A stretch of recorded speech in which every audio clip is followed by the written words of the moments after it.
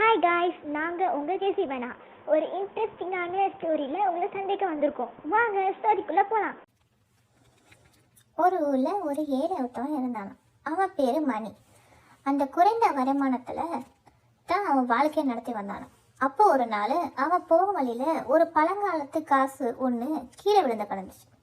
அதை எடுத்து பார்த்தான்.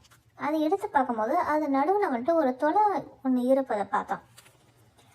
அந்த தொலைவில் காசு கிடைச்சா நம்மளுக்கு அதிர்ஷ்டமாச்சே அப்படின்ட்டு நினைச்சிட்டு சந்தோஷமாக அந்த அவனுடைய சட்டை பாக்கெட்டில் அந்த காசை உள்ளே போட்டுட்டு தன்னுடைய வேலைக்கு போயிட்டான்.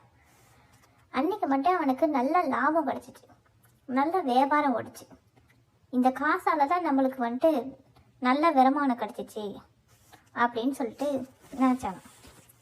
பிறகு அடிக்கடி அந்த காசை எடுத்து பார்த்துக்கிட்டே இருப்பான், காசு இருக்கா, சட்டையில் இருக்கா அப்படின்ட்டு. ஆனால் அது ஒரு தடவை கூட கண்ணால் எடுத்து அந்த காசு எப்படி இருக்குன்னு சொல்லி பார்க்கல. சில வருஷம் கழிச்சு அவன் வந்துட்டு பெரிய பணக்காரன் ஆயிட்டான். நல்ல வியாபாரமாகி பெரிய நல்ல பணக்காரான பிறகு ஒரு நாள் தன்னுடைய மனைவி கிட்ட அந்த சட்டை உள்ள காசை கொஞ்சம் எடுத்துடுவாயேன் அப்படின்னு சொல்லி கேட்டானாம். அதுக்கு மனைவி உடனே குழப்பமாக பார்த்தானாம். ஏன் நீ குழப்பமாக பார்க்குறேன்னு சொல்லிட்டு மணி வந்து தன் மனைவி கிட்ட கேட்டானாம். அதுக்கு மனைவி வந்துட்டு, என்னை மன்னிச்சிடுங்க, ஒரு நாள் அந்த சட்டை ரொம்ப அழுக்கா தூசியாக இருக்குன்னு சொல்லிட்டு உதறினேன். அப்போ அதில் இருக்க காசு வந்துட்டு கீழே விழுந்துடுச்சு. அது எங்கே தெரியும், அது கிடைக்கலங்க, தேடி தேடி பார்த்தேன், அது எங்கே விழுந்துன்னே தெரியல அப்படி அமைதியாக இது எல்லாத்தையும் கேட்டானாம்.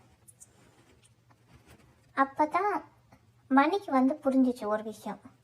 உண்மையில அதிர்ஷ்டம் கொண்டது இந்த காசு இல்லை, என்னுடைய நம்பிக்கை தான் அன்னைக்கு தான் உணர்ந்தான். முன்பை விட நல்ல உற்சாகத்தோட தன்னுடைய வேலையை செய்ய ஆரம்பிச்சான். இதில் உங்களுக்கு சொல்ல வர கருத்து என்னன்னா, அந்த அதிர்ஷ்டம் அந்த காசில் இல்லை, அவனுடைய உழைப்பிலையும் விடாமுயற்சியிலலாம் இருக்குது. அந்த உழைப்பிலையும் விடாமுயற்சியில தான் அவன் பெரு வெற்றியை அடைந்தான். இந்த ஸ்டோரி உங்களுக்கு பிடிச்சிருந்துச்சுன்னா லைக் பண்ணுங்கள், ஷேர் பண்ணுங்கள், கமெண்ட் பண்ணுங்கள். கீழே இருக்க சப்ஸ்கிரைப் பட்டனை கிளிக் பண்ணிடுங்க. இதேமாரி இன்ட்ரெஸ்டிங்கான ஸ்டோரியில் உங்களை சந்திக்க வருவது ஜெசி வேணா.